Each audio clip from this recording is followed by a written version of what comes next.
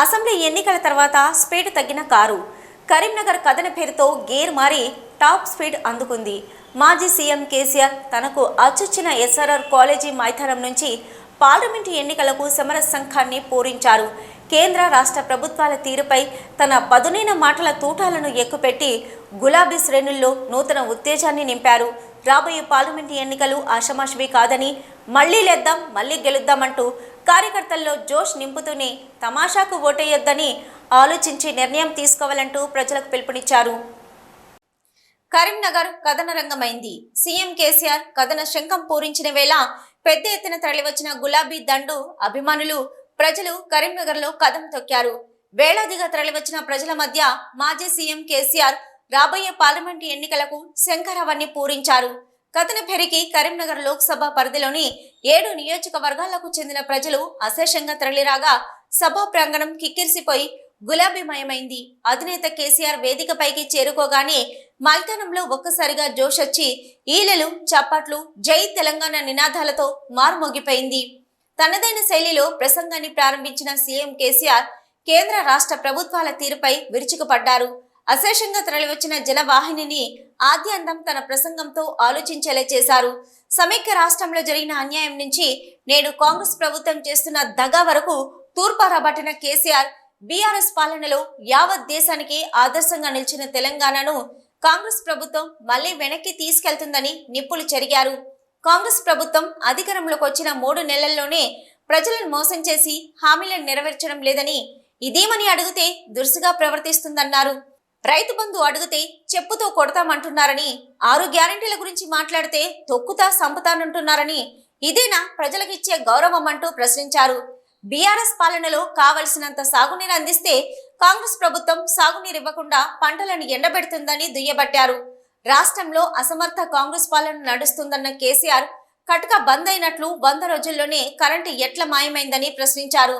ఇక పంటలు ఎందుకు ఎండిపోతున్నాయని, మిషన్ భగీరథలో సమస్యలు ఎందుకు వస్తున్నాయంటూ నిలదీశారు.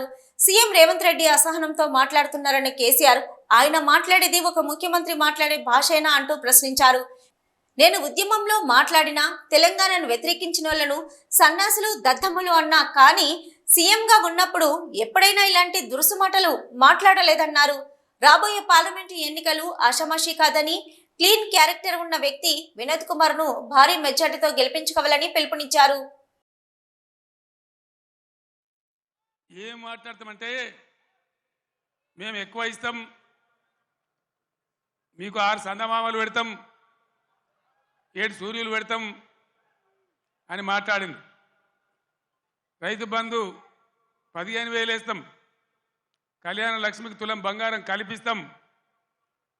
ఇవాళ నోటికి మొక్కాలే 420 హామీలు ఇచ్చిండ్రు, బయలుదేరిండ్రు. ఇవాళ ఏం మాట్లాడుతుండ్రు? రైతు బంధు అడిగితే చెప్పుతోను కొడతామంటాడు ఒక మంత్రి. నేను చెప్పిన బిడ్డ, రైతుల చెప్పులు చాలా బందోబస్తుంటాయి, దబ్బన వాళ్ళు అదే పనికి ఎత్తుకుంటే ఏమవుతుంది మీకు గతి అని కూడా నేను చెప్పిన.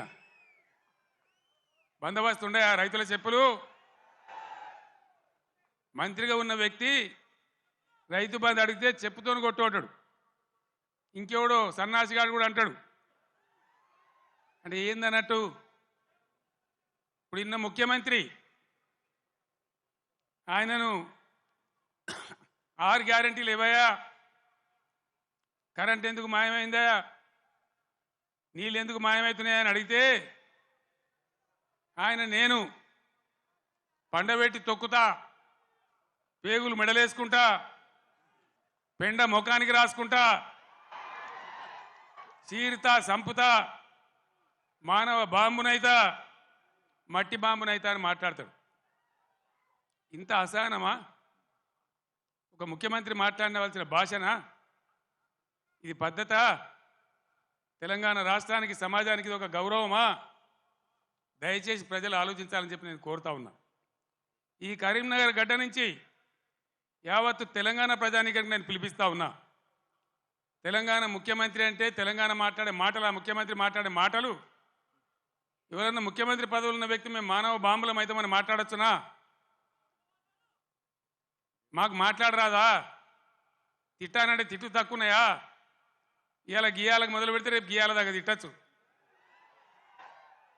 నేను మాట్లాడినా, తెలంగాణ ఉద్యమంలో మాట్లాడినా, తెలంగాణ వ్యతిరేకించిన వాళ్ళను దద్దమ్మలు అన్నా, సన్నాసులు అన్నా, సమైక్యవాదం సమగ్రాభివృద్ధి అంటే సన్నాసులారా ఏది రాని మాట్లాడినా. కానీ ఈ విధంగా 10 ఏళ్ళ ముఖ్యమంత్రికి ఉన్నప్పుడు నా నోటి నుంచి ఒక్క రోజన్నా ఒక సందర్భములన్నా ఇటువంటి దురుసు మాటలు మీరు విన్నరా? దయచేసి ఆలోచన చేయాలని నేను చెప్పేది చాలా సీరియస్ మాట. నేను ఎంపీగా ఉన్నప్పుడు 106 సార్లు పార్లమెంటులో ఈ ప్రాంత సమస్యలపై గలమెత్తానని, అనేక సమస్యల పరిష్కారానికి కృషి చేశానన్నారు మాజీ ఎంపీ కరీంనగర్ పార్లమెంటు బీఆర్ఎస్ అభ్యర్థి వినోద్ కుమార్. గడిచిన 5 ఏళ్ల కాలంలో ఈ ప్రాంత ఎంపీగా బండి సంజయ్ ఏం చేశాడో చెప్పాలని డిమాండ్ చేశారు. ఉపాధి హామీ పథకం కింద కోట్ల నిధులు తెచ్చానని చెప్పుకుంటున్న బండి అవి కూడా నీ ఖాతాలో వేసుకున్నందుకు సిగ్గనిపించడం లేదా అంటూ ధ్వజమెత్తారు. బండి ఎమ్మెల్యేగా ఓడిపోతే తిరిగి ఎంపీగా పోటీ చేయాలని చూస్తున్నాడని, కరీంనగర్ ఏమైనా పునరావాస కేంద్రమా అంటూ ప్రశ్నించారు. ప్రస్తుతం కాంగ్రెస్ బీజేపీలు ఏం చేస్తాయో తెలియని పరిస్థితి ఉందని, ఇలాంటి సందర్భాల్లో తెలంగాణ ప్రజల కోసం ఆలోచించే బీఆర్ఎస్ అభ్యర్థి పార్లమెంటులో ఉండవలసిన అవసరం ఎంతైనా ఉందన్నారు. ఎన్నికల బరిలో మన గులాబీ జెండా తెలంగాణ రాష్ట్రంలో ఉన్నటువంటి 17 పార్లమెంట్ సీట్లు పోటీ చేసేటువంటి సందర్భంలో మన సభ మొదటి సభ. ఈ సభ ద్వారా చాలా విషయాలు చెప్పవలసి ఉంది. మీడియా ప్రపంచం ఉంది. కొంతమంది చెప్తున్నారు కేంద్రంలో బీజేపీ ఉంది, రాష్ట్రంలో కాంగ్రెస్ ఉంది, ఎందుకు గులాబీ జెండా అని అడుగుతున్నారు. నేను చెప్తున్నా ఇప్పుడే చాలా అవసరము. తెలంగాణ కోసం, తెలంగాణ స్పృహ ఉండి, తెలంగాణ ఆలోచన ఉండి, తెలంగాణ ప్రజల సంక్షేమం కోసం, తెలంగాణ రాష్ట్ర అభివృద్ధి కోసం, తెలంగాణ రాష్ట్రానికి ఏ ఆటంకం జరగకుండా ఉండాలంటే గులాబీ జెండా ఎంపీలు ఈరోజు పార్లమెంట్లో ఉండాలి. ఇప్పుడే చాలా ఆవశ్యకత ఉన్నది. ఏం చేస్తారో తెలియదు ఈ బీజేపీ కాంగ్రెస్ వాళ్ళు. 2014లో మీ దీవెనల వల్ల నేను పార్లమెంటుకు ఎన్నికైనా. ఇక్కడ కడియం శ్రీయర్ గారు కూడా ఉన్నారు. మేమందరం పార్లమెంట్ సభ్యులం. మొదటి రోజు మోడీ గారు తలకాయ పార్లమెంటు గడపకు ఆనిచ్చి పార్లమెంట్ లోపలికి వచ్చిండు. పార్లమెంటు వాయిదా వేయించినటువంటి ఘనత గులాబీ జెండాది. మొదటి రోజు. ఎందుకంటే తెలంగాణ రాష్ట్రం, కొత్త రాష్ట్రం, మనకు తెలవకుండా 7 మండలాలని ఆంధ్ర ప్రాంతంలో ఇప్పుడు జతకట్టింది బీజేపీ తెలుగుదేశం పార్టీతోని. నాడు జతకట్టి చంద్రబాబు నాయుడు మాట విని తెలంగాణలో ఉన్నటువంటి 7 మండలాలు తీసుకుపోయి ఆంధ్రప్రదేశ్ రాష్ట్రంలో కలిపితే మన నాయకుడు కేసీఆర్ గారి ఆదేశాలను బట్టి మేము గొంతు చించుకొని ఆ రోజు పార్లమెంటు వాయిదా వేసినాం. అంత శక్తి ఉన్నది ఈ గులాబీ జెండా శ్రేణులకి, పార్లమెంట్ సభ్యులకి. కేసీఆర్ అడుగు పెట్టగానే కరీంనగర్ నేల పులకరించిందన్నారు మాజీ మంత్రి ఎమ్మెల్యే గంగుల కమలాకర్. 2001లో ఎస్ఆర్ఆర్ కాలేజ్ వేదికగా కేసీఆర్ తెలంగాణ ఉద్యమాన్ని ప్రారంభించి విజయం సాధించారని, ఇప్పుడు ఇదే వేదిక నుంచి పార్లమెంటు ఎన్నికల ప్రచారాన్ని ప్రారంభించి మరోసారి సత్తా చాటేందుకు సిద్ధమవుతున్నారన్నారు. తెలంగాణ ఆవిర్భవించిన తర్వాత అధికారంలోకి వచ్చిన బీఆర్ఎస్ ప్రభుత్వం నాటి సీఎం కేసీఆర్ కరీంనగర్ గడ్డ నుంచి పథకాలను ప్రారంభించి విజయవంతంగా అమలు చేసిన విషయాన్ని గుర్తు చేశారు. కరీంనగర్ ఎంపీగా వినోద్ కుమార్ అనేక అభివృద్ధి పనులు చేశారని, బండి సంజయ్ కు వినోద్ కుమార్ కు చాలా వ్యత్యాసం ఉందన్నారు. వినోద్ కుమార్ తోనే కరీంనగర్ అభివృద్ధి సాధ్యమని, వినోద్ కుమార్ ను ఎంపీగా గెలిపించుకుందామని పిలుపునిచ్చారు. రైతు బంధు కార్యక్రమం లాంటి గొప్ప గొప్ప పథకాలు అనుగుణంగా కరీంనగర్ నుంచి స్టార్ట్ చేయడం వల్ల సఫలీకృతమైనాం, విజయాలను అందుకున్నాం. అందుకే ఈరోజు 10 సంవత్సరాలు పరిపాలనలో రైతులు కానీ రాష్ట్రం కానీ సుభిక్షంగా ఉన్న సమయంలో ఈరోజు మళ్ళీ రాష్ట్రంలో కాంగ్రెస్ ప్రభుత్వం రావడం, ఈరోజు మళ్ళీ మనం పార్లమెంట్ ఎన్నికలకు ముందుకెళ్తున్నాం. మరి తెలంగాణ రాష్ట్రం రాకముందు తెలంగాణ యొక్క గొంతు పార్లమెంట్లో వినిపించే నాయకులు లేకుండే. కానీ ఈరోజు మళ్ళీ కాంగ్రెస్ పార్టీ కానీ బీజేపీ పార్టీ కానీ తెలంగాణ కోసం మాట్లాడే అవకాశం లేదు. తెలంగాణ గొంతుకలు కాలేకపోతుర్రు. మరి తెలంగాణ రాష్ట్రం ప్రయోజనం కాపాడాలంటే మళ్ళీ బీఆర్ఎస్ పార్టీ గొంతుగా పార్లమెంట్లో వినవాల్సిన బాధ్యత మనది ఉన్నది. అందుకే ఆ రోజు గౌరవనీయులు పార్లమెంట్ సభ్యులుగా, ఒక సక్సెస్ఫుల్ పార్లమెంట్ సభ్యులుగా వినోద్ కుమార్ గారు, ఈరోజు మీరు కరీంనగర్ నగరం ఇంత అద్భుతంగా స్మార్ట్ సిటీగా మారిందంటే దానికి కారకులు ఆ రోజు వినోద్ కుమార్ గారు ఎంపీగా ఉండడం వల్ల గౌరవ ముఖ్యమంత్రి గారు కేసీఆర్ గారు హైదరాబాద్ తర్వాత చూస్తాం, ఫస్ట్ నగరం అభివృద్ధి కావాలని చెప్పి స్మార్ట్ సిటీ ప్రదాత అప్పుడు వినోద్ కుమార్ గారు. ఆ రోజు తెలంగాణ గలం వినిపించి మనకు అర్హత లేకున్నా కరీంనగర్ నగరానికి స్మార్ట్ సిటీ ఇచ్చి ఇంత గొప్పగా నగరాన్ని అభివృద్ధి చేసుకున్నాం.